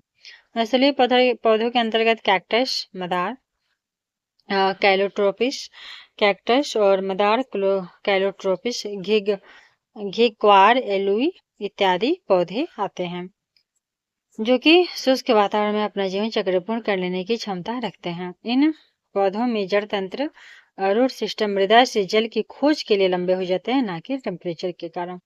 पता नहीं कि तने छोटे होते हैं, रूपांतरित होते हैं और कभी कभी भूमिगत होते हैं। तो मदार, कैक्टस और घिक्वार ये सब मिलते हैं आपको मरुस्थल में। मरुस्थलीय पौधों की जड़ें लंबी होती हैं क्योंकि, वही सेम क्वेश्चन, क्यों होती है मरुस्थलीय पौधों की जड़ें लंबी? क्योंकि इनके जड़ें जो होती हैं पानी की तलाश में लंबी हो जाती हैं। इनकी जड़ें पानी की तलाश में लंबी हो जाती हैं। मरुस्थल में फ्रिएटोफाइट्स मिलते हैं, यानी ऐसे पादप जिनमें क्या होता है? तो मरुस्थल में फ्रिएटोफाइट्स मिलते हैं, यानी ऐसे पादप जिनमें लंबी 20-30 फीट मूसला जड़ होती है। ठीक है, तो मरुस्थल में फ्रिएटोफाइट्स मिलते हैं जिनकी जो मूसला जड़ें होती हैं बहुत लंबी होती हैं, लगभग कितनी? तो 20 से 30 फीट, 20 से 30 फीट। फ्रिएटोफाइट्स मरुस्थल में पाए जाने वाले पौधे होते हैं जिनमें जल को संचित रखने के विशिष्ट तरीके विकसित हो जाते हैं। इन पौधों की जड़ें जो होती हैं अत्यधिक लंबी होती हैं, जो भूमि में काफी गहराई तक जाकर के पानी का अवशोषण करती हैं। फ्रिएटोफाइट्स की जड़ें वस्तुतः 25 से 30 मीटर तक की लंबाई ग्रहण करके भूमिगत जल तक सतह तक पहुंच जाती हैं। शुष्क जलवायु के भली भांति अनुकूलित पेड़ पौधों को कहते हैं क्या? तो इसको मरुद्भिद कहते हैं। शुष्क जलवायु के भली भांति अनुकूलित पौधे को मरुद्भिद कहते हैं। तो जो भी शुष्क में जलवायु में उगेगा उसको मरुद्भिद, क्यों मरा हुआ जगह पे उग रहा है मरुद्भिद। शुष्क वातावरण या मरुभूमि जैसे वातावरण में पाए जाने वाले पेड़ पौधों को मरुद्भिद या जीरोफाइट कहते हैं, जो कि अपने शरीर को शुष्क वातावरण के प्रति पूर्णतया अनुकूलित कर लेते हैं। जल के उत्स्वेदन को कम करने के लिए इनकी बाह्य त्वचा मोटी उपचर्म क्यूटाइल की परत से ढकी होती है। ये बाह्य त्वचा जो होती है वो मोटी उपचर्म क्यूटाइल की परत से ढकी रहती है तथा जो पत्तियां होती हैं इनके कांटों में परिवर्तित हो जाते हैं, जिसके अंतर्गत नागफनी, मदार, नेरियम, ब्रायोफिलियम इत्यादि पौधे आते हैं। मरुभूमि के पादप अधिकतर होते हैं कैसे, तो मांसल होते हैं। ठीक है, मरुभूमि के अधिकतर पादप मांसल होते हैं। मरुभूमि में पाए जाने वाले पौधों के कुछ भाग जो होते हैं वो जल को संचित रखने के लिए अधिक मांसल तथा स्थूल होते हैं। मरुभूमि में पाए जाने वाले पौधों के कुछ भाग जल को संचित करने के लिए अधिक मांसल और स्थूल होते हैं। एपीफाइट्स वे पौधे हैं जो अन्य पौधों पर निर्भर करते हैं। किसके लिए, तो एपीफाइट्स जो होता है वो यांत्रिक अवलंब के लिए निर्भर करता है। ठीक है, यांत्रिक अवलंब के लिए। तो अधिपादप या एपीफाइट्स वो पौधे हैं जो दूसरे जीवित पौधों पर उगे या लगे रहते हैं। वे अपना भोजन खुद बना लेते हैं, लेकिन इनमें पर्णहरित क्लोरोफिल पाया जाता है। ये सिर्फ पोषक पदार्थों पर यांत्रिक अवलंब मतलब अपना खुद का मतलब से गिर के न जाए जमीन पे, इसलिए ये कहते हैं। इन वायुव्य पादप एरियल प्लांट्स भी कहते हैं। किसको, तो एपीफाइट्स को, क्योंकि इनकी जड़ें मृदा से नहीं लगती और इसके अंतर्गत आर्किड्स, उदाहरण क्या हो गया, आर्किड्स। तो इसके एग्जाम्पल क्या है, आर्किड्स। ठीक है, तो क्योंकि इनकी जड़ें मृदा से नहीं लगती हैं और इसके अंतर्गत आर्किड्स के पौधे आते हैं। पौधे जो नमक युक्त मिट्टी में उगते हैं उसको क्या कहते हैं, तो पौधे जो नमक युक्त मिट्टी में उगते हैं उसको कहते हैं हैलोफाइटा। लवण, मृदोभेद, हैलोफाइटा उन पादपों को कहते हैं जो उच्च लवण युक्त जल या मृदा में उगते हैं। तो लवण, मृदोभेद, हैलोफाइट उन पादपों को कहते हैं जो उच्च लवण युक्त जल या मृदा में उगते हैं। लवण युक्त वातावरण प्रेमी पौधों को क्या कहते हैं, तो क्या कहेंगे, लवण मृदोभेद। ठीक है, लवण मृदोभेद। हाइड्रोफाइट्स क्या होती है, तो नाम से ही पता लग रहा है एक जलीय पौधा। ठीक है, हाइड्रोफाइट क्या होता है, एक जलीय पौधा। तो बहुत अधिक जल स्टोव वाले स्थान पे पाए जाने वाले पौधों को हाइड्रोफाइट्स या जलोद्भिद कहते हैं। इनमें बड़े बड़े अंतरकोशिकीय स्थान इंटरसेलुलर स्पेसेस होते हैं जिनमें वायु भरी होती है, जो कि पौधे के तैरने में सहायक होते हैं। इन पौधों में यांत्रिक ऊतक मैकेनिकल टिश्यूज भी बहुत कम विकसित होते हैं या उनका पूर्णतया अभाव होता है। चट्टान पे उगने वाले पादप कहलाते हैं, तो चट्टान पे उगने वाले पादप शैलोद्भिद कहलाते हैं। चट्टान पे उगने वाले पादप कहलाते हैं शैलोद्भिद। ठीक है, चट्टान पे उगने वाले पादप शैलोद्भिद कहलाते हैं। निम्नलिखित में से कौन सा युग्म सही सुमेलित नहीं है, ठीक है, निम्नलिखित में से कौन सा युग्म सही सुमेलित नहीं है, तो इसका राइट आंसर क्या होगा बताइए। तो इसका राइट आंसर हो जाएगा घट पड़े जलोद्भिद। क्यों, क्योंकि अमरबेल, देखिए अमरबेल तो बिल्कुल सही है, तना का परजीवी है, चंदन का जो है जड़ परजीवी है, आर्किड जो अधिपादप या एपीफाइट है। अभी जस्ट हम लोग आर्किड वाला पढ़े थे। अधिपादप एपीफाइट वैसे पौधे होते हैं जो और किसी और जो है ना पौधों पे वो आश्रित होते हैं, अवलंबित होते हैं। किस लिए, तो भोजन के लिए नहीं बल्कि अपना अवलंब के लिए, अपना अधिलंब के लिए, खुद खड़े होने के लिए। ठीक है, तो इसका एग्जाम्पल आर्किड था। वही चंदन जो है जड़ परजीवी है, अमरबेल जो है तना परजीवी है। घट पड़ी जलोद्भिद नहीं है क्योंकि घट पड़ी नेपेंथिस कुल का आता है और यह कीटभक्षी पौधा। घटपर्णी जो है कीटभक्षी है, कीटों को खाता है। और कीटों को क्यों खाता है, क्योंकि इसको कीटों से नाइट्रोजन मिलती है। और खाता किस माध्यम से है, तो यूं पत्तियों के माध्यम से खाता है। ठीक है, तो नेपेंथिस कुल का है घटपर्णी। ये पौधे मुख्यतः शाक हर्ब होते हैं और दलदली या अधिक नम वाले स्थानों पे उगते हैं। जलोद्भिद से आशय अंशतः या पूर्णतः जल निमग्न पौधों से होता है, लेकिन ये तो दलदल या अधिक नम वाला जगह पे उगते हैं। इस प्रकार के पादप जो होते हैं जलीय पर्यावरण में रहने एवं विकसित होने के लिए अनुकूलित होते हैं। चंदन जो होता है आंशिक मूल परजीवी पार्शियल रूट पैरासाइट होते हैं। तो चंदन जो होते हैं मूल परजीवी या पार्शियल रूट पैरासाइट। निम्नलिखित कथनों पर विचार कीजिए और बताइए कौन सा कथन सत्य है। तो देखिए इसका राइट आंसर क्या होगा। जेली रुदन का कारण अम्ल की अधिकता होती है, तो बिल्कुल करेक्ट कथन है ये। जेली जो रुदन होते हैं वो अम्ल ज्यादा होने के कारण होते हैं जेली रुदन। और सेकंड कह रहा है गन्ने के लिए सर्वाधिक अनुकूल जैव उर्वरक राइजोबियम है, तो बिल्कुल गलत है। ठीक है, तो चलिए यहाँ पे और नमकीन पानी में कह रहा है कि उगाए जाने वाले पौधे थैलोफाइट्स कहलाते हैं, तो नहीं, ये तो बल्कि होते हैं क्या, नमकीन पानी वाले तो लवणद्रव्य होते हैं ना वो, तो वो थैलोफाइटा नहीं होते। सुषुप्तावस्था तोड़ने वाला हार्मोन साइटोकाइनिन है, तो बिल्कुल साइटोकाइनिन ही है, इसलिए 1 और 4 इसके राइट आंसर हो जाएंगे। जलरोधन का कारण जो होती है वो अम्ल की अधिकता होती है, कथन 1 सत्य है। बीजों की सुषुप्तावस्था तोड़ने वाले हार्मोन जिब्रेलिन ही होता है और साइटोकाइनिन है। ठीक है, साइटोकाइनिन भी होता है और जिब्रेलिन भी होता है, जिससे पौधे जो होते हैं सुषुप्तावस्था से हटके सक्रिय हो जाते हैं। क्योंकि साइटोकाइनिन जो होता है कोशिका विभाजन का कार्य करता है, जिब्रेलिन उनकी बढ़ोतरी करता है, फलों को पकाने में भी मदद करता है। तो गन्ने के लिए सर्वाधिक अनुकूल जैव उर्वरक एसिटोबैक्टर है, ठीक है ना, कि राइजोबियम। तो गन्ना के लिए सबसे अधिक जो उपयुक्त है वो कौन है, एसिटोबैक्टर है। ठीक है, एसिटोबैक्टर है। नमकीन पानी वाले को हेलोफाइटा या हिंदी में लवणोद्भिद कहते हैं या हेलोफाइटा कहते हैं। जैविक और अजैविक घटनाओं के बीच मध्यस्थ के रूप में कार्य करते हैं। कौन से, तो उत्पादक या स्वपोषी जीव जैविक और अजैविक घटकों के बीच मध्यस्थ के रूप में कार्य करते हैं। कौन, तो उत्पादक। निम्न में से किसका सही सुमेल नहीं है। तो देखिए स्वजीवी जो होते हैं उत्पादक होते हैं, क्योंकि वो अपना भोजन खुद उगाएंगे तभी तो जीवित रहेंगे। स्वजीवी हैं, खुद से खाना उगा के भोजन करने वाले। परोपजीवी जो होते हैं उपभोक्ता होते हैं, जैसे कि हम लोग हैं मनुष्य। ठीक है, तो परोपजीवी जो है दूसरों के भोजन पे आश्रित होते हैं, तो वो उपभोक्ता है, उपभोग करते हैं।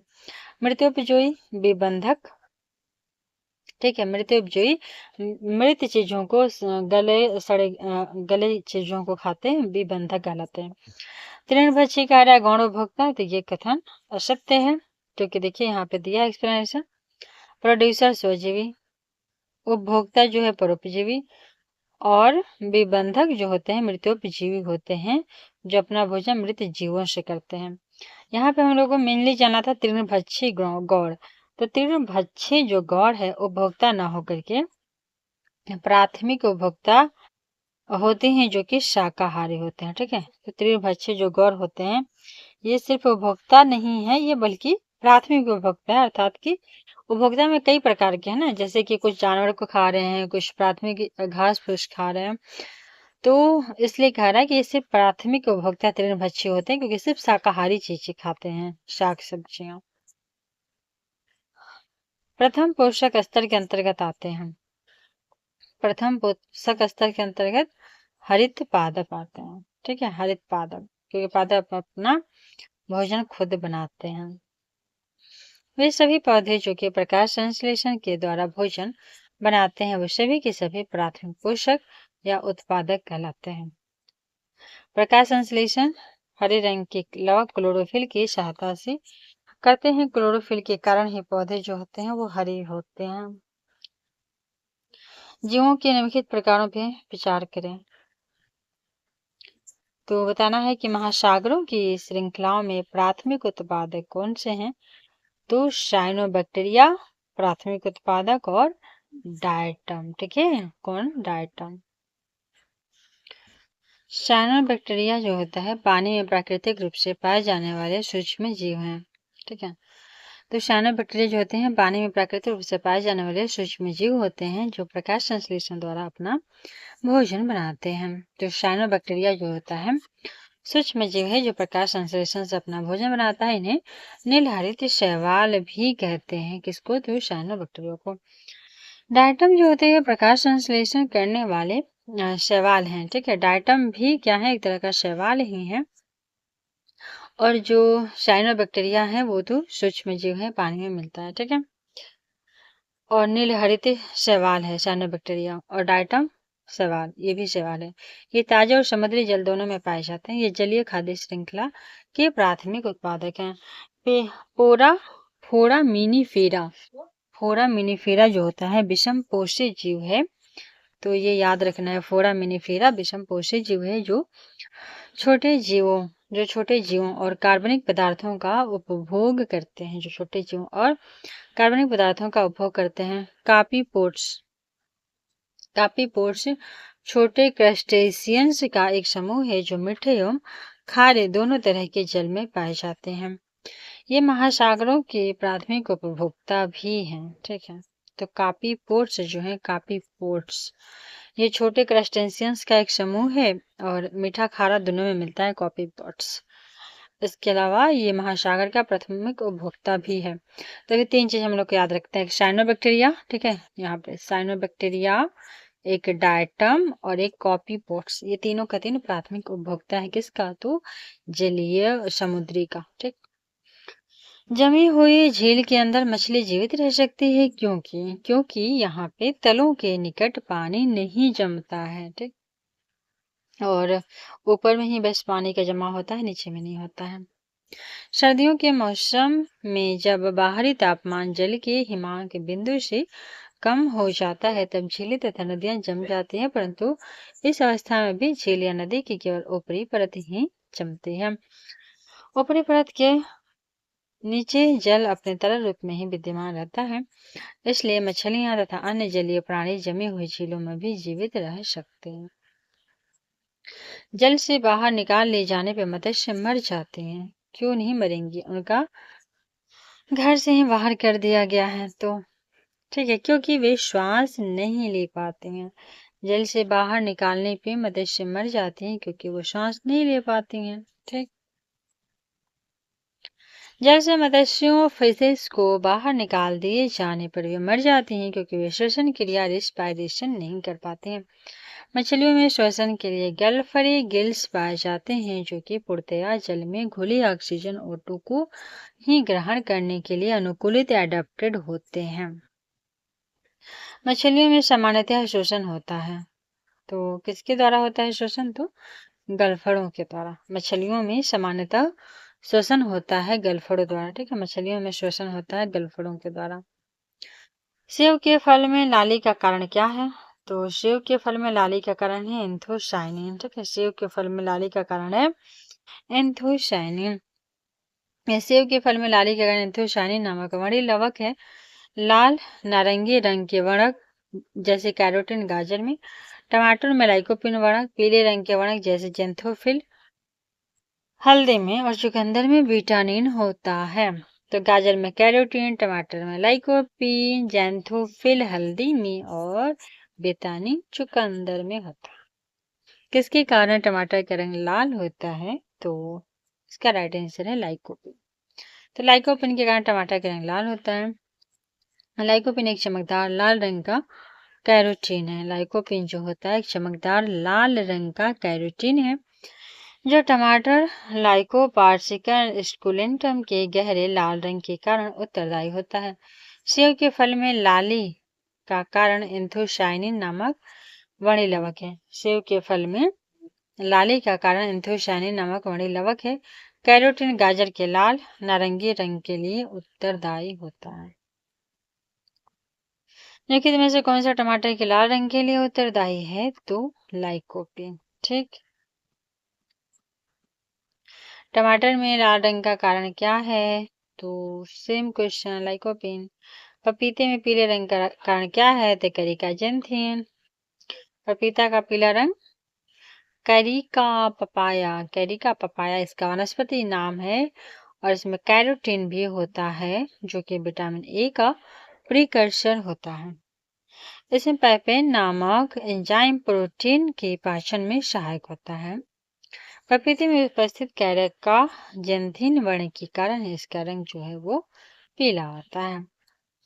हाल ही में हमारे वैज्ञानिकों ने केले के पौधों की एक नई और भिन्न जाति की खोज की है। जिसकी ऊंचाई जो है लगभग 11 मीटर तक होती है। इसकी ऊंचाई 11 मीटर तक जाती है और इसके फल का गुदा जो होती है वो नारंगी रंग का है। यह भारत के किस भाग में खोजी गई है? तो अंडमान द्वीप में। तो अंडमान द्वीप में क्या मिला है? तो एक केले की पौधा मिला है जिसमें 11 मीटर तक इसकी ऊंचाई है और इसका गदा जो होता है नारंगी रंग का होता है।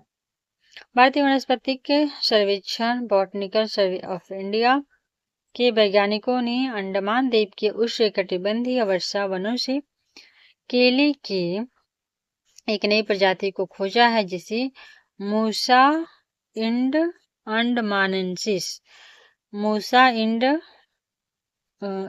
इंडेनमेंडेंसिस नाम दिया गया है। निम्न में से जीवित प्राणियों का कौन सा एक समूह है जो एक ही स्पीसीज से संबंधित है? ठीक है, तो एक ही स्पीसीज से कौन सा संबंधित है समूह? तो इसका राइट आंसर हो जाएगा चीनी, अमेरिकी, भारतीय और काले अफ्रीकी। चीनी, अमेरिकी, भारतीय और काले अफ्रीकी। जीवित प्राणियों का समूह चीन का, अमेरिका का, भारतीय और काले अफ्रीकी एक ही स्पीसीज होमो सैपियंस से संबंधित है, जबकि शेष जो विकल्प में जंतुओं का समूह अलग अलग स्पीसीज से है। तो सही बात है, छिपकली, मगरमच्छ, सांप ये सारे अलग हैं। कबूतर, पिटगी, तितर भी, चीता, शेर और बिल्ली भी। कवक पौधों में नहीं पाया जाता है। तो कवक पौधों में क्या नहीं मिलेगा? पर्णहरित नहीं मिलेगा। कवक पौधों में ऑक्सीजन होती है, कार्बन डाइऑक्साइड होती है और सूर्य का प्रकाश भी होता है।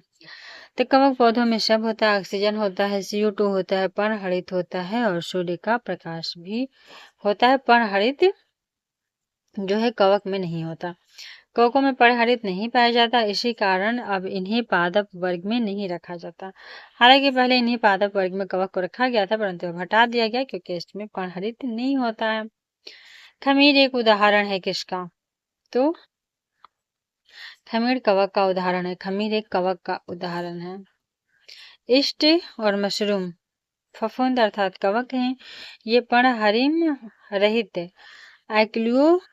एक्लोरोफिलस तथा संवहन उत्तक रहित होते हैं, जो कि भोजन के लिए दूसरों पर निर्भर रहते हैं। ईस्ट एस्कोमाइसिटेज कुल का, जबकि मशरूम बेसिडोमाइसिटेज कुल का अवयव है। तो ईस्ट यह से शुरू हो रहा है, अभी ए से एस्कोमाइसिटेज का, और मशरूम बेसिडोमाइसिटेज कुल का सदस्य है। ईस्ट एस्कोमाइसिटेज और मशरूम बेसिडोमाइसिटेज। ईस्ट और मशरूम हैं क्या? तो ये फफूंद है, फंगी है। ठीक है, मशरूम भी एक कवक है। रेशेदार सब्जियों में प्रयोग होने वाला मशरूम होता है क्या? तो कवक। कभी कभी समाचारों में उल्लिखित गुच्छे के संदर्भ में निम्नलिखित कथन पर विचार करिए कि गुच्छे क्या होता है।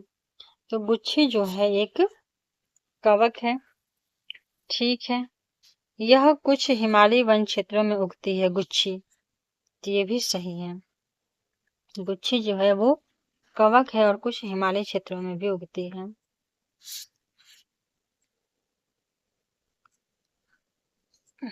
को उत्तर पूर्वी भारत के हिमालय की तलहटी में इसकी वाणिज्यिक रूप से खेती की जाती है। तो ये गलत हो जाएगा क्योंकि हिमालयी क्षेत्र में उग रहा है तो इसकी खेती क्यों होगी?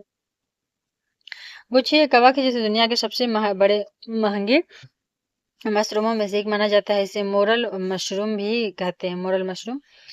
वस्तुतः गुच्छे जो है जंगली प्रजाति के मशरूम है जो हिमाचल प्रदेश, उत्तराखंड और जम्मू कश्मीर जैसे हिमालयी क्षेत्रों में उगते हैं।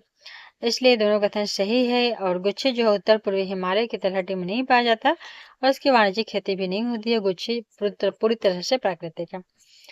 इनके समूह में से किसमें ऐसी जातियां होती हैं जो अन्य जीवों के साथ सहजीवी संबंध बना सकती हैं? तो इसका राइट आंसर क्या होगा? तो देखिए, नाइडेरिया भी होता है जो अन्य जीवों के साथ सहजीवी संबंध बनाता है। नाइडेरिया कवक, फंजाई भी, क्योंकि शैवाल के साथ मिल करके लाइकेन बनाते हैं। इसके अलावा आदि जंतु प्रोटोजोआ भी ऐसा करता है। सहजीविता दो या दो से अधिक प्रजातियों के सदस्यों के मध्य सहजीवी संबंध है। नाइडेरिया समूह के सदस्य का जो डाइनोफ्लैजेट है शैवाल के साथ सहजीवी संबंध बनाता है। तो नाइडेरिया जो होता है डाइनोफ्लैजेलेट नाइडेरिया समूह का एक है जंतु पौधा है जो भी डाइनोफ्लाइजेलेट है, यह शैवाल के साथ सहजीवी संबंध बनाता है। वह लाइकेन जो होते हैं शैवाल और कवक के जुड़े सहजीवी संबंध से होते हैं। और प्रोटोजोआ का सहजीवी संबंध जो होता है बैक्टीरिया या साइनोबैक्टीरिया के साथ पाया जाता है।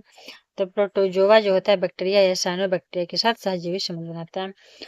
वहीं कवक मूल माइकोराइजा जो होते हैं वो कवक और उच्चतर पादपों की जड़ों के मध्य उपयोगी प्रकार्य सहचार्य फंक्शनल एसोसिएशन, जिससे वे एक दूसरे से लाभान्वित होते रहते हैं। ठीक है, तो कवक मूल का बात करेगा तो कवक बड़े मूल मतलब मूल बड़े पौधों के मूल के साथ अगर सहजीवी संबंध बना रहे तो उसको कवक मूल कहेंगे। इसमें कवक जो होते हैं फंगस जो होते हैं वो मृदा से खनिज लवण तथा जल को सोखकर उच्च स्तरीय पादपों को पहुंचाता है और उच्च स्तरीय जो पादप पौधे होते हैं बदले में भोज्य पदार्थ बना के कवक को देते हैं।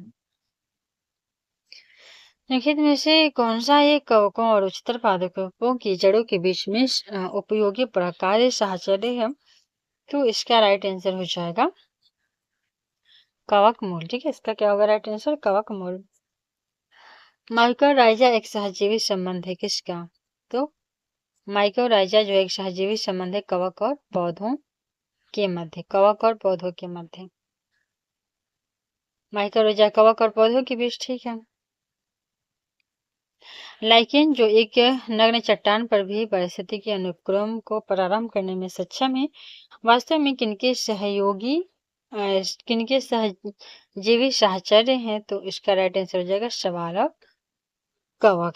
ठीक है, शैवाल और कवक से लाइकेन निम्न श्रेणी के कैसे छोटे वनस्पतियों का एक समूह है जो विभिन्न प्रकार के आधारों पर उगे हुए पाए जाते हैं। इन आधारों में वृक्षों के पत्तियों एवं छाल, प्राचीन दीवारें, भूतल, चट्टान और शिलाएं मुख्य हैं।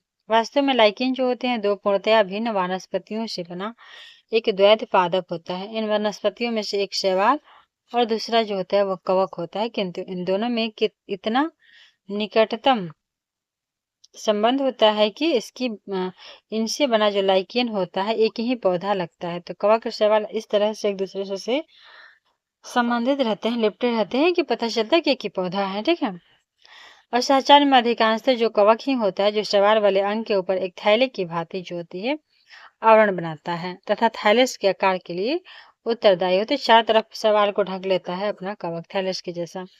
दोनों ही वनस्पतियों की मिश्रित वृद्धि से ही लाइकेन को एक विशेष आकार और संरचना मिल जाती है, जिससे लाइकेन कई कुल और जातियों में भी विभक्त हो जाते हैं। लाइकेन में मिश्रित जीव है जो बने होते हैं तो कवक एवं शैवाल से। शैवाल और कवक से मिलने से लाइकेन बनता है, जिसे कहते हैं क्या? तो इसे कहते हैं म्यूटियोमिलिज्म। ठीक है, म्यूटियोलिज्म। तो शैवाल कवक के मिलने से लाइकेन को म्यूटियोलिज्म कहते हैं। शैवाल और कवक के मिलने से लाइकेन बनता है जिसे म्यूटियोलिज्म कहते हैं। इसमें शैवाल तथा कवक दोनों ही समान रूप से लाभान्वित होते हैं। शैवाल जो होते हैं वो कार्बनिक पदार्थों का संश्लेषण करते हैं। शैवाल कार्बनिक पदार्थों का संश्लेषण करते हैं जो स्वयं तथा कवकीय घटकों के लिए पर्याप्त होता है। कार्बनिक भोजन के बदले में कवकीय घटक शैवाल को जल व खनिज उपलब्ध कराते हैं।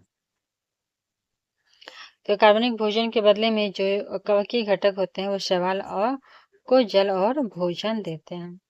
फलीदार पादपों की जड़ों में उपस्थित गांठों में पाए जाने वाले नत्रजन स्थिरीकरण जीवाणु है कौन सा? तो सहजीवी। ठीक है, ये सहजीवी।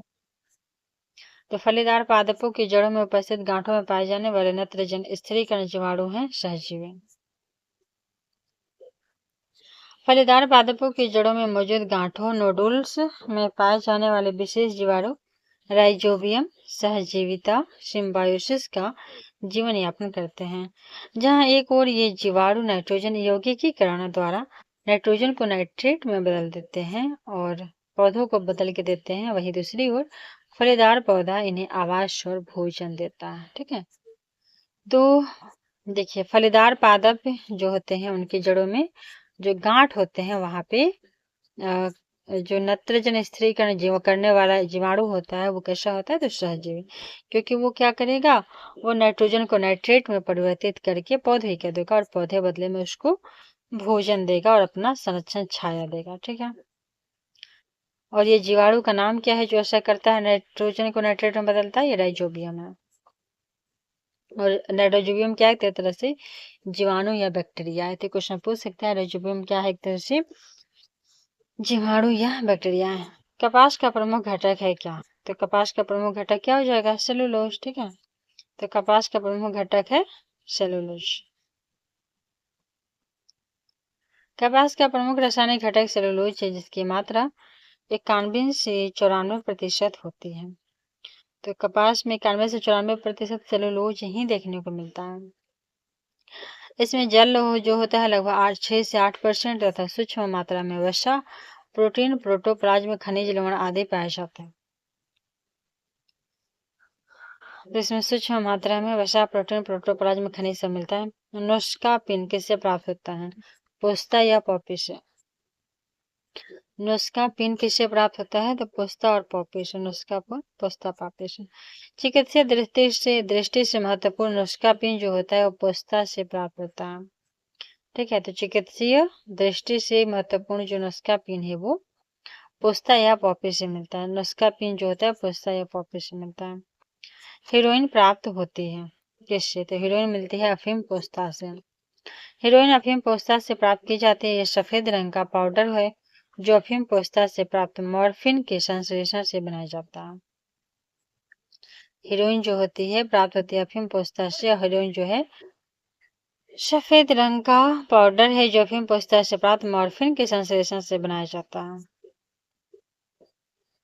मॉर्फिन किससे प्राप्त होती है, तो मॉर्फिन मिलेगी फल से। मॉर्फिन मिलेगी फल से। तो मॉर्फिन जो होती है पोस्ता, वैज्ञानिक नाम इसका पाइपेवर सोमनीफेरम। मॉर्फिन जो होती है पोस्ता, वैज्ञानिक नाम पाइपेवर सोमनीफेरम के अपरिपक्व फलों यूनरिप फ्रूट्स से प्राप्त की जाती है। पोस्ता का पौधा एक आवृत विषय पादप एंजियोस्पर्म प्लांट है जिससे अफीम तथा हीरोइन भी प्राप्त किया जाता है। मॉर्फिन शब्द की उत्पत्ति मार्फियस से हुई है तथा इसका उपयोग दर्द निवारक, औषधि और निद्रा कारक के रूप में किया जाता है। मॉर्फिन का सीधा प्रभाव केंद्रीय तंत्रिका तंत्र CNS सेंट्रल नर्वस सिस्टम पे पड़ता है।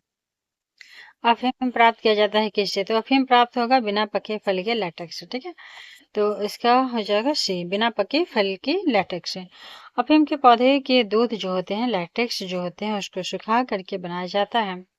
ठीक है, तो अफीम जो पौधे के दूध होते हैं, लैटेक्स होते हैं बिना पके फल के, क्योंकि कच्चे फलों में ही देखने को मिलता है उनका जो भी निकलता है, तो लेटेक्स उसी से बनता है। अफीम का दूध निकालने के लिए उनके कच्चे और परिपक्व फल में एक चीरा लगाया जाता है जिससे इनका दूध निकलने लगता है, जो निकल के सूख जाता है और वहीं बाद में अफीम या पोस्ता बनते हैं। तो सोचिए कितना कम अमाउंट में दूध निकलता होगा, इसीलिए ये बहुत कॉस्टली भी होता है। अफीम पोस्ता पौधे के किस भाग से प्राप्त किया जाता है, तो इसका राइट आंसर हो जाएगा अधपके फल से। ठीक है, तो अफीम पोस्ता जो होती है वो पौधे के अधपके फल से मिलता है। अफीम का मुख्य अवयव है क्या, तो अफीम का मुख्य अवयव है मॉर्फिन। ठीक है, अफीम का मुख्य अवयव है मॉर्फिन। पाइपेवर सोमनीफेरम पाइपेवरेसी कुल का प्रमुख पौधा होता है। इसके अपरिपक्व कैप्सूल के दूधिये लैटेक्स से अफीम अर्थात ओपियम प्राप्त किया जाता है। अफीम से अनेक अल्केलॉइड जैसे कि मॉर्फिन, कोडीन, पाइपेवरीन आदि प्राप्त किए जाते हैं। अफीम में मुख्यतः मॉर्फिन नामक अल्कोलॉइड होती है। तो अफीम में कौन सा अल्कोलॉइड होता है, तो मॉर्फिन। अफीम अनेक औषधियों में शांति कर सेडेटिव के रूप में भी प्रयुक्त किया जाता है, तो औषधि के रूप में भी अफीम का उपयोग होता है। अफीम की लत जो होती है, एडिक्शन होती है, वो हानिकारक होती है, लेकिन एज औषधि सही है। ठीक है, तो अफीम का वनस्पति का नाम क्या है, तो पाइपेवर सोमनीफेरम। ठीक है, अफीम का वनस्पति का नाम है पाइपेवर सोमनीफेरम। अफीम किस श्रेणी की दवा के अंतर्गत आता है, तो इसका राइट आंसर हो जाएगा औषधकारी। ठीक है, तो अफीम जो है वो किस श्रेणी की दवा के अंतर्गत आता है, तो औषधकारी। अफीम जो है औषधकारी है। ओपियम या अफीम जो होती है वो औषधकारी स्वापक औषधि डिप्रेसेंट नार्कोटिक ड्रग की श्रेणी के अंतर्गत आता है। तो अफीम जो होती है औषधकारी स्वापक औषधि डिप्रेसेंट नार्कोटिक में आता है। इससे दर्द निवारक मॉर्फिन, हेरोइन ड्रग आदि का संश्लेषण किया जाता है। तो अफीम से जो होती है ड्रग का, हेरोइन का और ये सब मॉर्फिन वगैरह भी बनाया जाता है। तो फाइनली ये इतना लंबा चैप्टर समाप्त हुआ। वर्गीकी बहुत बड़ा था। तो चलिए अभी हम लोग पढ़ेंगे नेक्स्ट वीडियो में क्या, तो कोशिका, ठीक है। और साइंस घटना चक्र अगर कंप्लीट कर लेते हैं, लूसेंट तो ऑलरेडी कंप्लीट है, चैनल के प्ले लिस्ट में जाके चेक कर लीजिएगा। तो फिर साइंस का टेंशन खत्म, छुट्टी। जितना टेंशन आएगा साइंस वो लगभग बन जाएगा। तो अभी साइंस कंप्लीट करना है घटना चक्र से। इसके अलावा लूसेंट का तो ऑलरेडी कवर है, 25 वाला एडिशन भी आएगा, ठीक है। तो चलिए, थैंक्स फॉर वॉचिंग, मिलते हैं नेक्स्ट वीडियो में।